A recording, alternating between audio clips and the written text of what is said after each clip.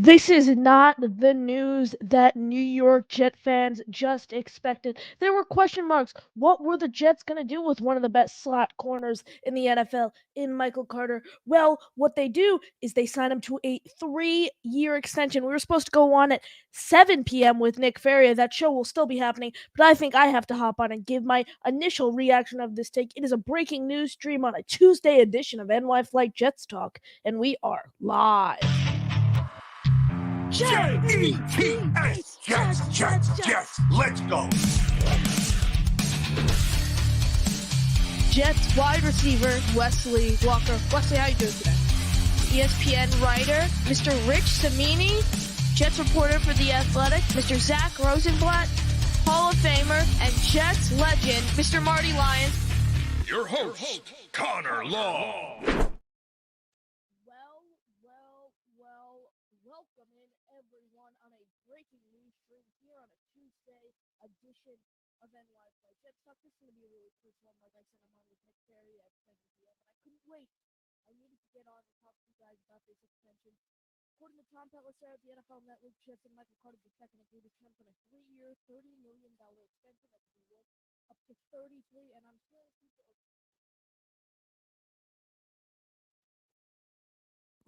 Can you guys hear me now? Put in the chat if you guys can hear me now. Let me know. I don't want to be talking if you guys cannot hear me. All right, let's see. Hello? Testing. Hello?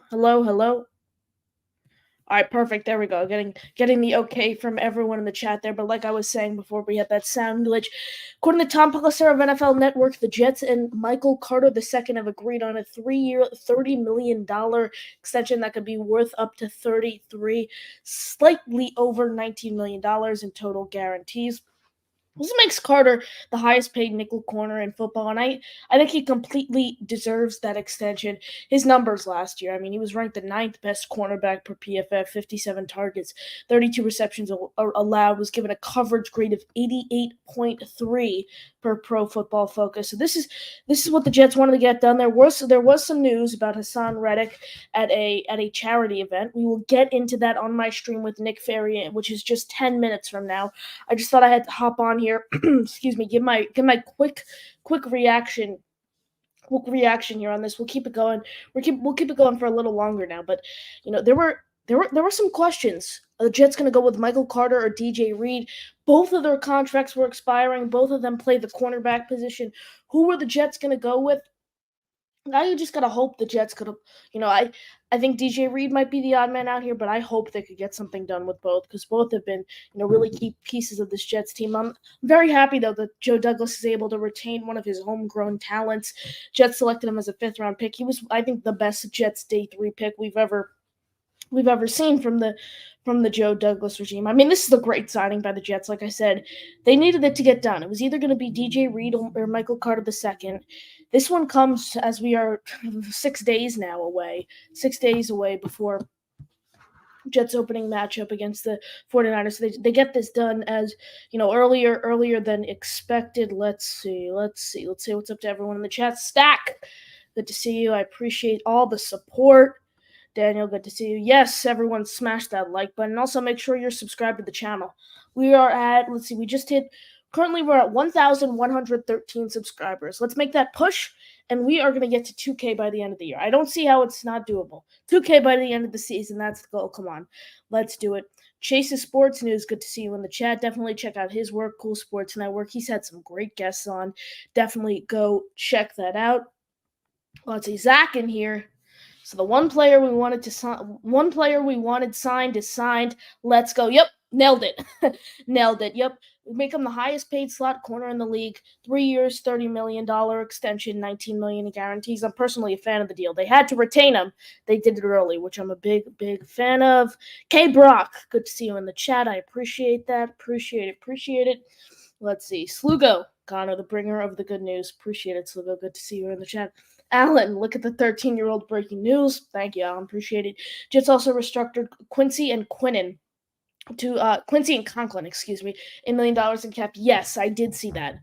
I saw that earlier today. Again, that was something that was, definitely newsworthy, but wasn't breaking news. This was breaking news. So that was again one of the topics I'm going to get on. I'm on the air with Nick Faria on another stream on this channel in 8 minutes. So definitely everyone tune in there. It's right under our channel, right under our live section, as you see on my live stream. So we'll go even more in depth in this on this with Nick Faria of Athlon Sports, who'll be joining us in just 8 minutes, but again on a different stream.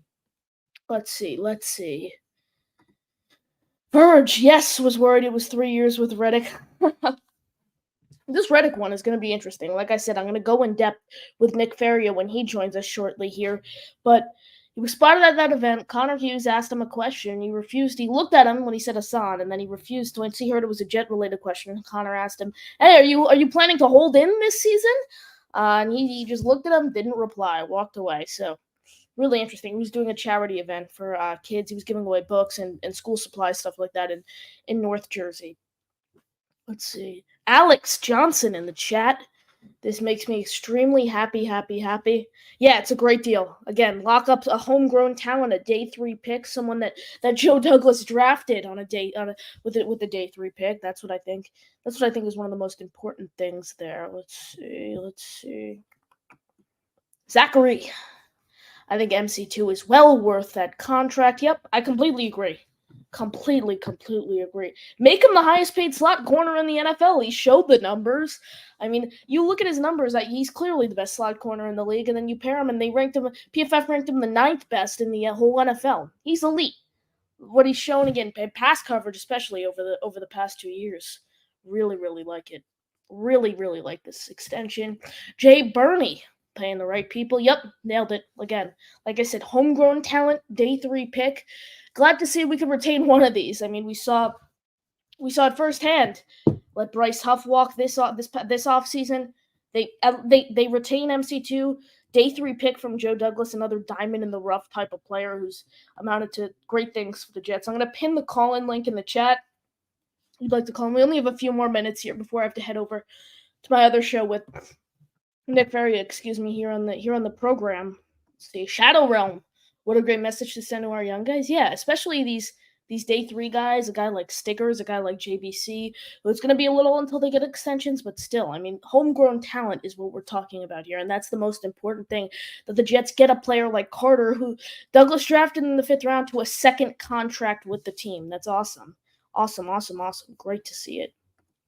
See what happens, Reddick, when you show up and you are a man of your word. Yep, exactly.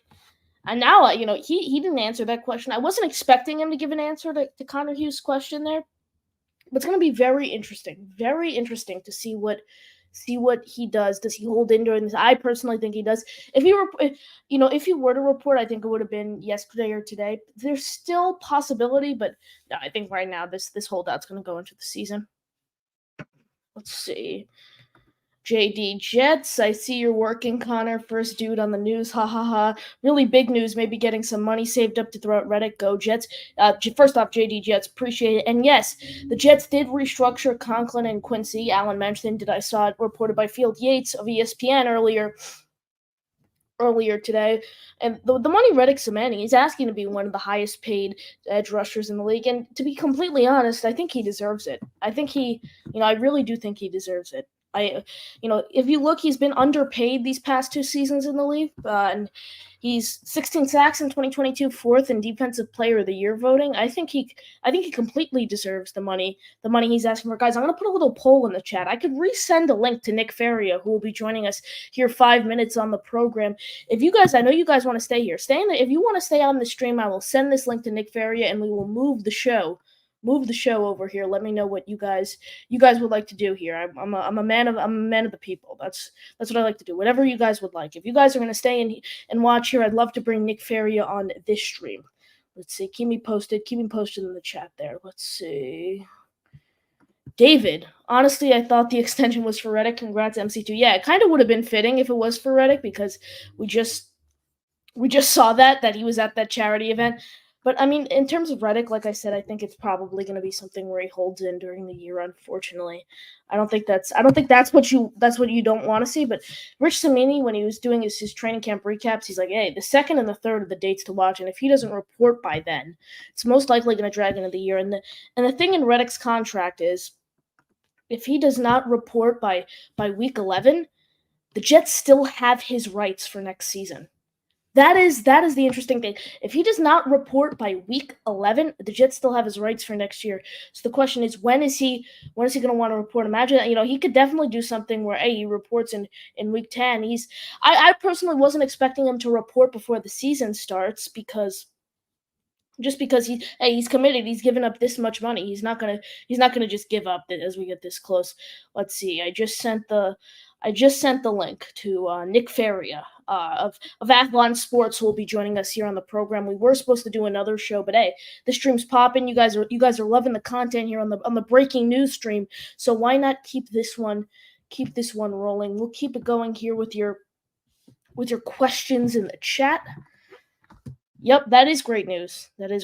Boycott. Let's see. Absolutely did lock up the best. You think AVT earns a contract if he plays like we think it can? Well, Zachary, a lot of it depends on AVT's health. If he's healthy, he's a Pro Bowl. He's a Pro Bowler, no question. If AVT is able to stay healthy, he's a Pro Bowl guard in this league, and he's shown it. A lot of it is if he stays healthy. I definitely think he can, but again, a lot of it depends on the health. If he can stay healthy 100%, 1,000%, if he plays like we think he can. He's shown that he could play like we think he can when he is healthy, though. That is the biggest alternative there, deciding factor, if you will, in that scenario. I'm more intrigued to see what they do with the big four in terms of Breece, Sauce, Garrett, and Jermaine. What are they able to do? Breece is the intriguing one because he was a second-round pick, so he doesn't have a fifth-year option. So what will maybe the Jets? I personally think people call me crazy. People have agreed with me 1,000%. Realistically, I think the Jets only give 2 out of the 4 second contracts. Unfortunately, I just don't think they could fit it in the cap. I think what the Jets will try to do with Breece is go franchise extension. I think so right when the contract's up, they'll accept. So after next season, the Jets will most likely accept Sauce, Garrett, and Jermaine's fifth-year option. Breece doesn't have that, so the Jets could do a few things. They could blatantly extend them, which they can do. It's just, will it fit under the cap? That's the major question. Or they could go franchise tag, which I think is more realistic option if they want to retain him. But he made it. We have a guest joining us here on the program, and it's Nick Faria of Athlon Sports. Nick, how you doing today? How's everything going, Connor? Doing well. I just shot you the second link because I went on, I think 6 minutes it was before we were supposed to come on at 7, but everyone joined for the Michael Carter news. So this stream's popping, so everyone's like, hey, let's just stay here. Let's not go over to another link. So I appreciate the transparency, if you will. Listen, it happens. This is the breaking news style of the NFL. I'm writing articles as we speak on this. So pretty crazy couple of minutes here for the Jets that I think is only going to make things a little more dangerous in the coming days. Absolutely, I completely agree with you. Now, Nick, with the Jets making Michael Carter II the highest paid slot corner in the league, do you think the ship has sailed in terms of giving DJ Reed another contract? Yeah, I think that ship sailed a long time ago. And it's not to say that DJ Reed has been bad by any sense of the imagination. He's been a very good second cornerback. But next season, Sauce Gardner is able to get an extension or at least negotiate for his extension. And if the Jets are going to be choosing between DJ Reed and Sauce Gardner, it's no contest. So I think Reed's time in New York is up after 2024. I think that was always going to be the plan.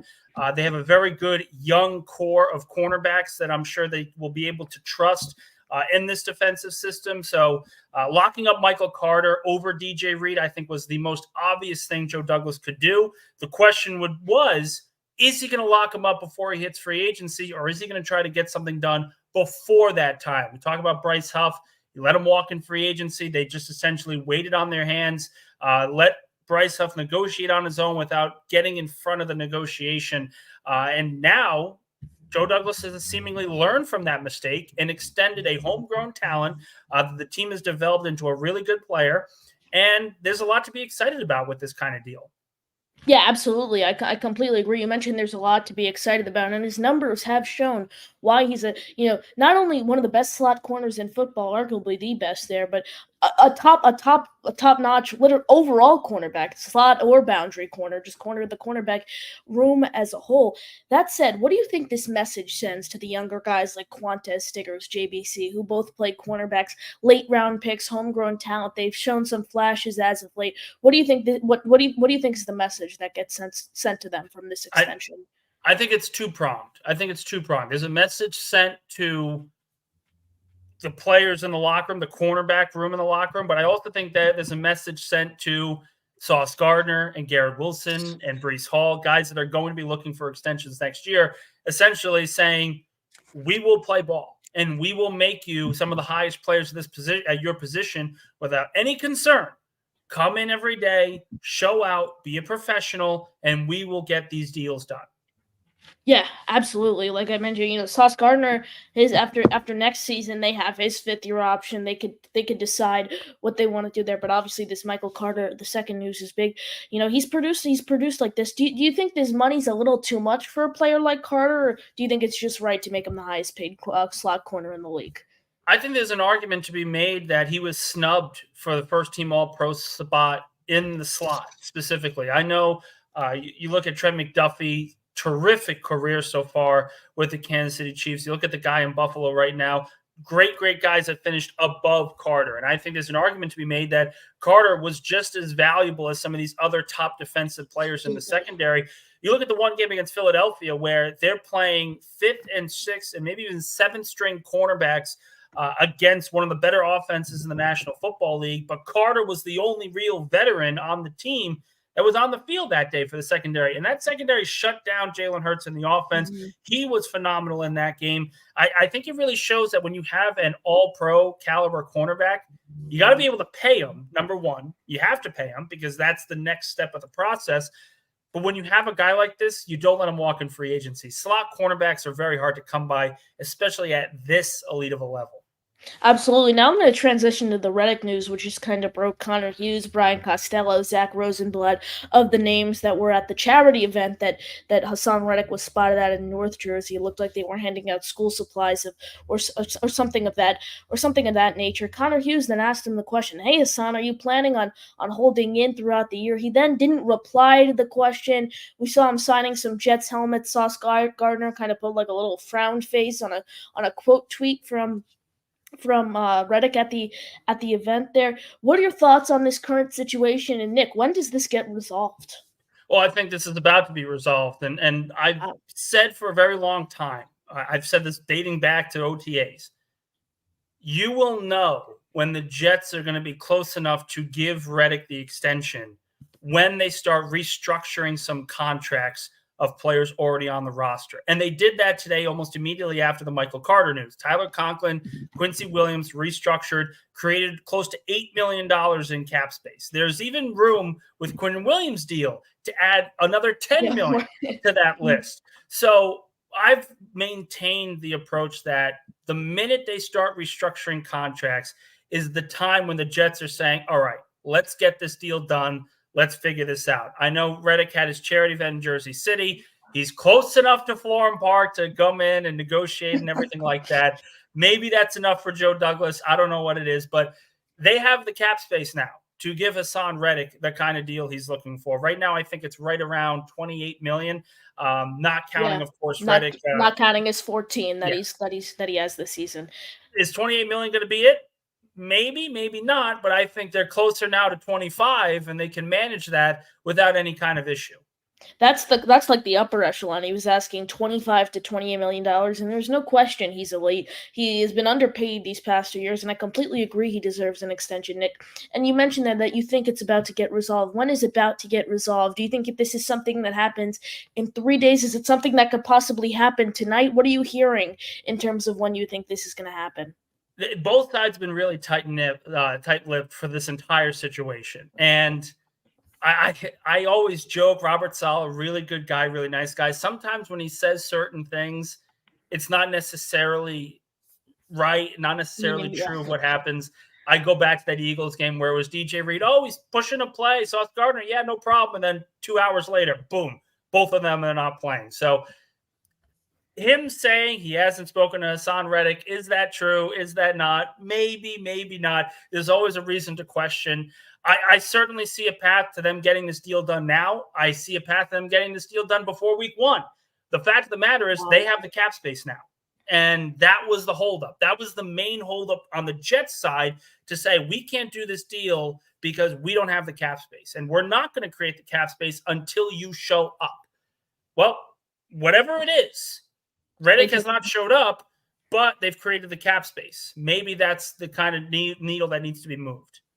Absolutely. We've seen kind of conflicting reports there as to what to believe. We've seen Salah say he hasn't really spoken to Reddick. Douglas has been pretty vague on the situation. We've seen some of the national people, Josina Anderson, Adam Schefter of the notable names, who've said the needle hasn't really been moving. But obviously, you and several other people on the Jets beat have had other interesting opinions on when you think this situation is resolved. Let's say the Jets get it done before week 1. When do you think he really, evolves and becomes a focal point of the defense? When do you think he records his first sack and really is a difference maker for this team? Immediately. I have seen, again, as someone who has watched him play up close for the last 2 years, you're not getting the kind of guy that he needs to sort of regroup and try to figure out where his scheme is on the defense. His job on the Jets is going to be to rush the passer.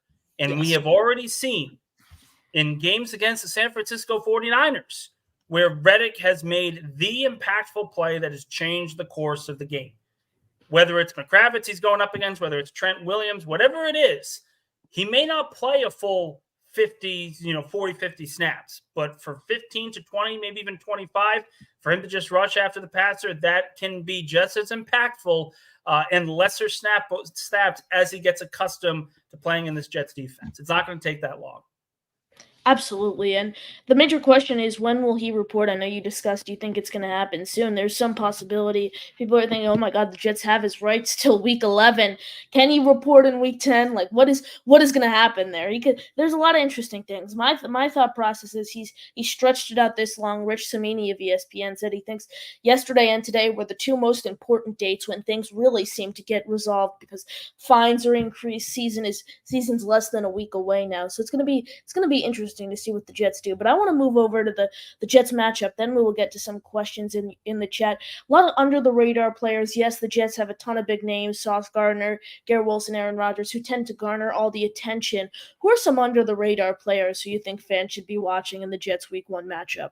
Well, I think it's going to be Tony Adams, number 1, because they're going to need to have a plan for George Kittle. I think it's safe to say that you can trust this secondary to take on the likes of Brandon Ayuk and Debo and all those guys. But the focus over the middle is going to be the big question. Do you put Tony Adams on George Kittle? Do you put Quincy Williams on George Kittle? That's a question that's going to have to be answered pretty early in that contest on the defensive side. On the offensive side, I truly believe the X factors are going to be the tackles. If Nick Bosa is held in check, the Jets should be able to run the ball pretty effectively. Javon Hargrave is not a very good run stopper as a defensive tackle. You can utilize that to your advantage. I think if you're the Jets and you're looking at this situation overall of a matchup you can exploit, if Tyron Smith and Morgan Moses are healthy, this is a no-brainer. The Jets should be able to be pretty effective in that role.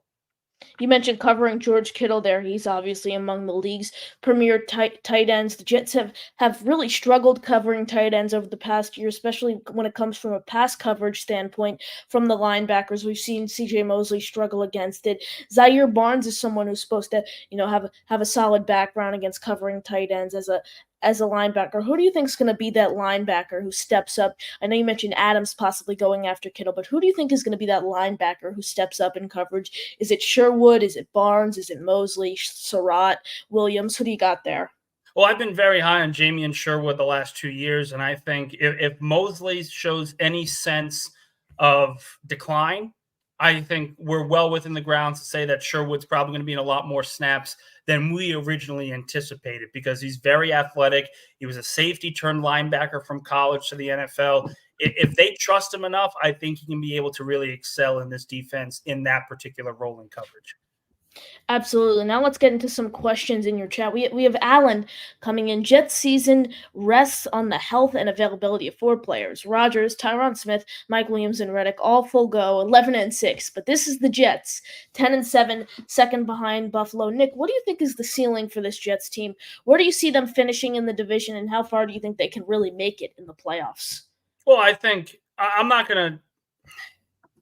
Health, of course, is always the focus. And you can say that about every single team in the National Football League. If Patrick Mahomes gets hurt, are the Kansas City Chiefs going to win the Super Bowl? Probably not. If Joe Burrow gets hurt, are the Bengals a playoff team? Probably not. So, yes, of course, health is important. I will say the ceiling for this team, probably 13, 14 wins.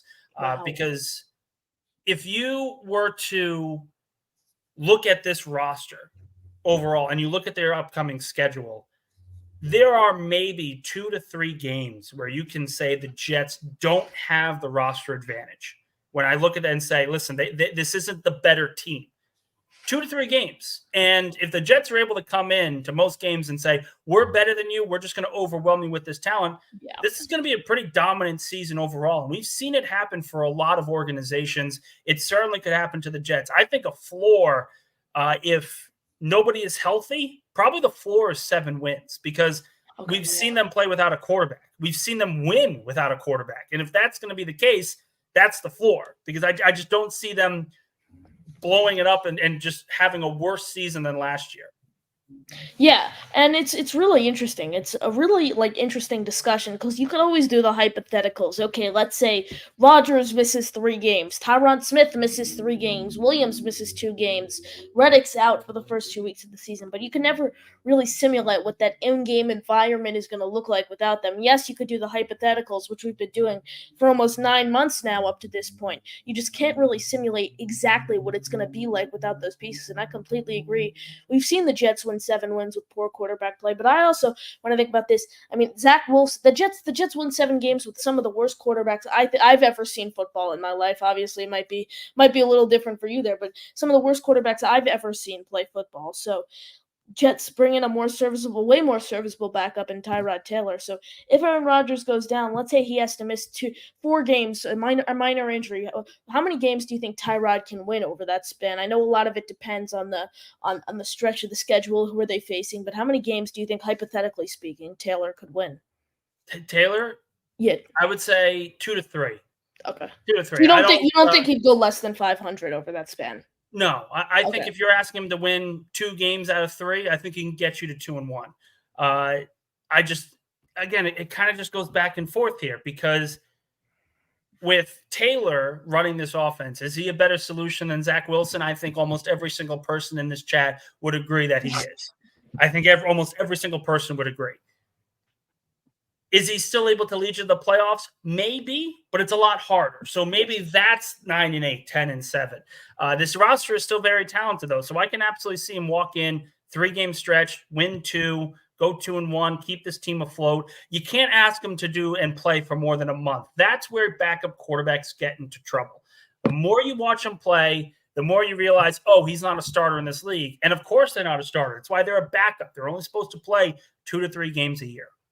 Absolutely, I completely agree. But again, you have to view it. I think every Jet fan has viewed it as such an upgrade from the current situation the Jets dealt with just last season's. Alex, nobody breaks news this quickly as Connor, my man. Thank you. I appreciate that. Let's see. Slugo.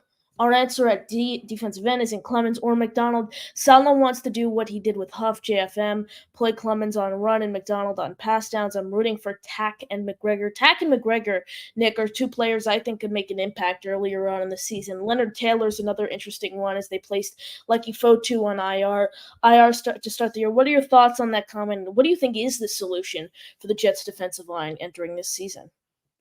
Well, I'll just make this point here. Why is Will McDonald not an answer at defensive end? He's entering his 2nd year in the NFL.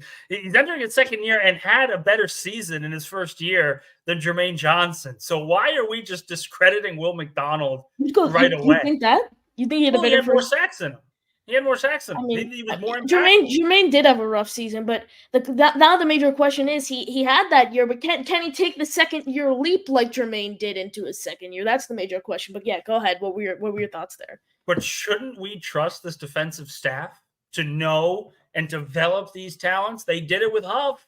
They've done it with Johnson. They've done it with Tony Adams, with Michael Carter, with Sauce Gardner, Quincy Williams. Don't they deserve the benefit of the doubt here? Yeah, I completely agree. It's so easy to draw conclusions on these first round picks who saw minimal playing time last season, and you think, okay, they played whatever snaps, they're not going to be good NFL players. That's exactly you can't do. Yes, Will McDonald might not amount to be a really blue chip first round pick talent, but you can never draw conclusions this early. Let's see, Allen coming in. Hey Nick, how's Bell Boulevard, my old stopping ground? Bell's good. Bell's good. Very enjoyable. I've been staying in my apartment all day. I'm going crazy. That's about where we're at. Love it, love it. Allen, if only JD had re-upped Huff or dealt him for an asset, losing a 10.5 sack guy for nothing is a GM malpractice. Nick, what are your thoughts on the Jets losing Huff? You went to your home team, the Philadelphia Eagles, and then do you think the exchange for Huff and Reddick, what side do you think that benefited? Well, I will say this. First off, I don't disagree with Allen. I think it's GM malpractice not to extend players before they hit free agency. Howie Roseman has done this consistently. It's the reason why Philadelphia has been a contender for the last decade. It's right there. Sign your guys early, get ahead of the market, and you don't have to worry about these situations over and over again. So I agree with Huff that the Jets probably shouldn't have let him walk. That being said, who's the better player, Bryce Huff or Haason Reddick? It's no contest. Haason Reddick is the better player. Philadelphia brought in Huff because they saw him as a younger and cheaper Haason.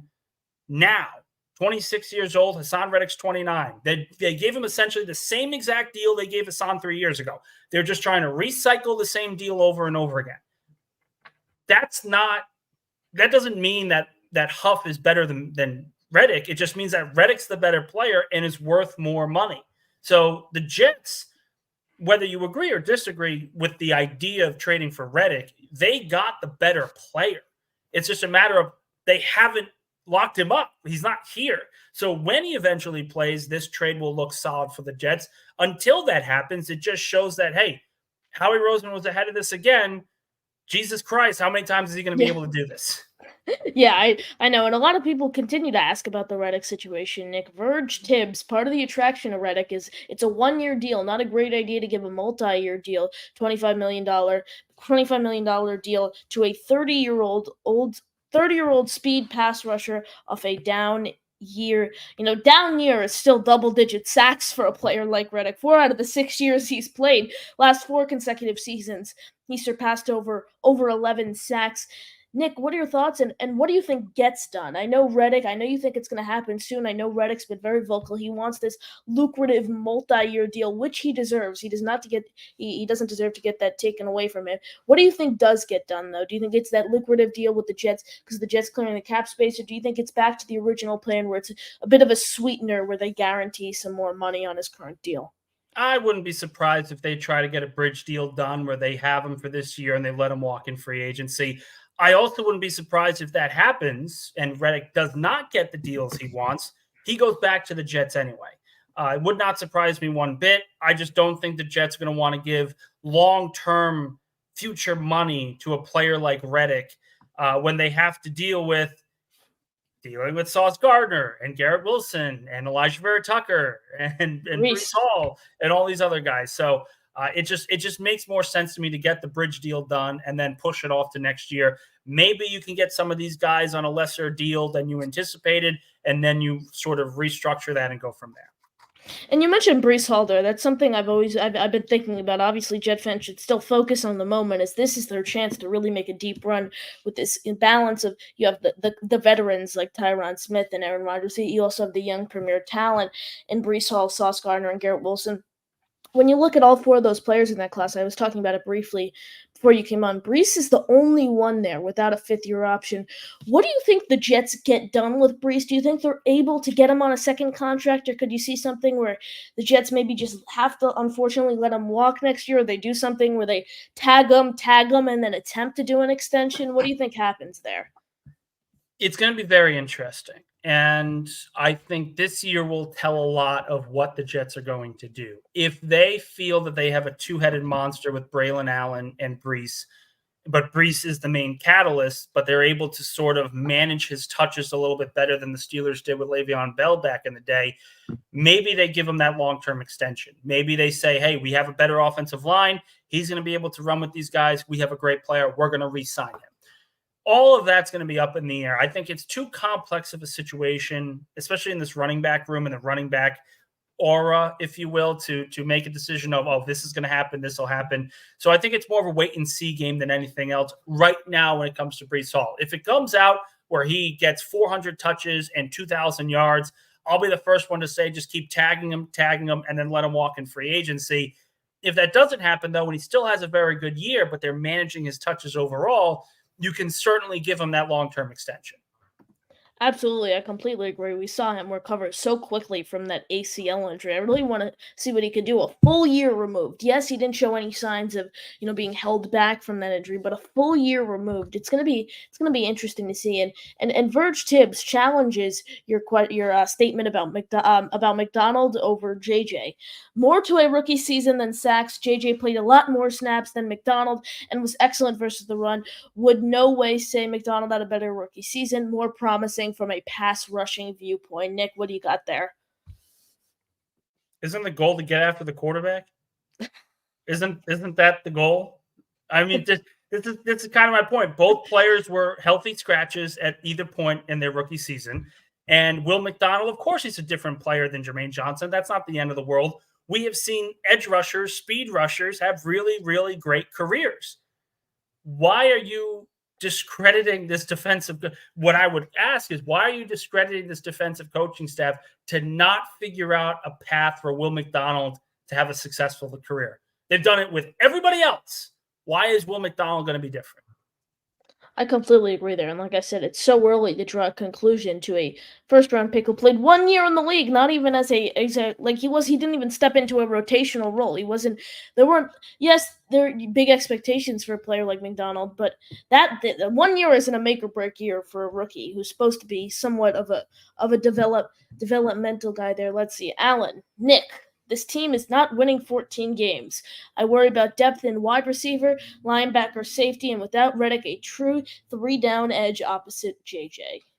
Well, you don't have a three-down edge with Reddick anyway. There is no there is no three-down edge rusher on the Jets. They come after you in waves. They don't want to have to play a guy 70% of the snaps. It's just not what the Jets do as a defensive unit. It's just not what they do. That's number one. Number two, the linebacking depth is actually one of the strengths on this team. You've got Jamie Sherwood who can jump right in right now to replace C.J. Mosley. So you have three quality linebackers. Again, I've said this before. Allen here is making the point that he is worried about the depth at three defensive positions.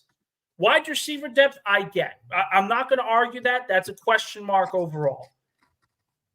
But we saw the Jets, they were able to win a football game last year against one of the better offenses in the NFL with two of their top secondary guys out. Are we really sure that this defensive coaching staff can't figure it out? Like, are we that certain that if C.J. Mosley were to go down or Tony Adams were to go down, God forbid Jermaine Johnson goes down, that they can't figure it out? Are we sure we're discrediting Robert Saleh's head coaching capabilities that much, where the pinnacle of his profession as a defensive-minded guy can't figure out a solution to some of these injuries? Come on. Everyone smash that like button. Make sure you are subscribed to the channel. We are joined here by Nick Faria of Athlon Sports. Find him on Twitter at Nick_Faria1720. He's on the JetCast YouTube channel every Monday, Wednesday, and Friday evening for his annual show, Football with Faria. Make sure to go check that out. We just hit 1,100 subscribers. We just got monetized. All right, guys? 2,000 by the end of the season. That's the goal. So if you haven't already, be sure to smash that like button and hit subscribe. But Nick, I wanted to kind of piggyback on what Alan said there. I am one of, not a large amount of people, but a fair amount of people who are a bit concerned about the safety room. Chuck Clark, a year removed from an ACL injury, he's expected to step in to a starting role. Tony Adams, great season last year. Can he repeat it this season? What are your thoughts on the overall safety room, and who do you think is going to have a strong season? I know you mentioned you really like Tony Adams, but what should fans expect out of someone like Chuck Clark, Ashton Davis, or Isaiah Oliver? What do you think is the expectation there? Well, Clark is a Swiss Army knife at the safety role. He can play in coverage. He can play in the box. He's going to be a really nice piece to the Jets. I would argue he's probably the best safety the Jets have had in the last couple of years from a depth and just overall weapon perspective. He can play really anywhere on this defense. Tony Adams is the best safety the Jets have currently on the roster. Ashton Davis just makes plays. And when you have three safeties like this, it allows you to just be flexible wherever you want currently. And again, I will say this. A lot of people are tying Devontae Adams to the Jets when the trade deadline does come. But if they're in a situation where the receiving room looks elite and Mike Williams has played really, really well coming off his ACL injury, don't be surprised if the Jets try to make a move for another player at safety, maybe for another edge rusher, just because Adams seems to be the clear-cut guy. Doesn't mean this roster is going to be set even after Haason Reddick signs this deal eventually, which I think still is my belief overall because he can't afford to sit out a full year. Yeah, and if Reddick's going to sit out a full year or not is still the massive question. I think the Jets, though, are a playoff team without Reddick. I think if they really want to take this team to the next level and make a deep run in the playoffs, they do really need Reddick if they want to make a deep run, as what he's shown over the past 2 years. But Nick, I really appreciate you joining me here on the program. You got any final thoughts? It's coming, guys. It's coming. It's the cap space that's been created. I've said it before. I pounded the table on it. When the Jets start creating cap space is when you have to think a deal is going to be in the works. The cap space has been created. Now the only thing left to do is sign the contract.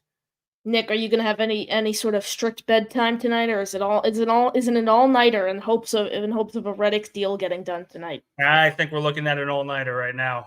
At least Love I'm going it. to play some MLB The Show, maybe watch the Mets game, figure out what's going on. But it certainly sounds like I'll be up for a while. Absolutely love it. Follow Nick's work, Nick_Faria1720 on Twitter. I think that's going to do it, guys. We've just reached around the 45-minute mark. Breaking news stream. Got 132 of you watching live, so everyone make sure to smash that like button, hit subscribe, follow Nick. But everyone, thank you guys for watching, and as always, JTS, Jets, Jets, Jets.